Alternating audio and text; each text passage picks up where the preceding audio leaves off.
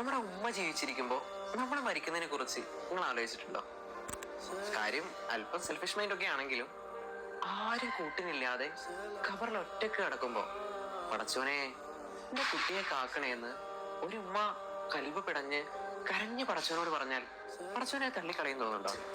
ഞാൻ ഹോസ്റ്റലിൽ സ്റ്റേ ചെയ്ത് പഠിക്കുന്ന ആളാണ്. ഒരു ദിവസം ഉമ്മനെ വീട്ടിലേക്ക് വിളിച്ചിട്ടില്ലെങ്കിൽ എന്നെ കിട്ടുന്നത് വരെ എന്റെ ഫ്രണ്ട്സിനെയൊക്കെ ഉമ്മ മാറി മാറി വിളിക്കും. വീട്ടില് നല്ല ഫുഡൊക്കെ ഉണ്ടാക്കിയാല് ഉമ്മ വിളിക്കുമ്പോൾ പറയും, നീ ഇല്ലാത്തോണ്ട് കഴിക്കാൻ അത്ര സുഖമില്ല എന്ന് പറയും.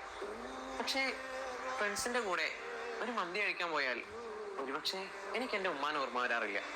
ഈവൻ സ്മോൾ തിങ്സ്, നീ വെള്ളം കുടിക്കാറില്ലേ, നീ ഭക്ഷണം കഴിച്ചോ, നിസ്കരിച്ചോ, കൃത്യസമയത്ത് ഉറങ്ങാറില്ലേ, എന്തിന് എന്റെ വിസർജന കാര്യങ്ങളെ കുറിച്ച് പോലും ഉമ്മ അന്വേഷിക്കും. എനിക്ക് വയസ്സും പക്വതയൊക്കെ ആയി, ഞാൻ മെച്ചൂർഡ് ആണെന്ന് ഉമ്മാക്ക് ബോധ്യമില്ലാത്തോണ്ടൊന്നല്ല. അതൊരു സ്നേഹമാണ്, കരുതലാണ്. ആ ഒരു പ്രസൻസ് നഷ്ടപ്പെട്ടാണ്ടല്ലോ ഉമ്മാന്ന് നീട്ടി വിളിക്കുമ്പോ മറുതലക്കൽ റിപ്ലൈ തരാൻ ആരും ഇല്ലാത്തൊരവസ്ഥ ഉണ്ടല്ലോ. ഒരുപക്ഷെ ആ ഒരു ഗ്യാപ്പ് ഫില്ല് ചെയ്യാൻ ലോകത്ത് മറ്റാരെ കൊണ്ടും സാധിച്ചോളുന്നില്ല.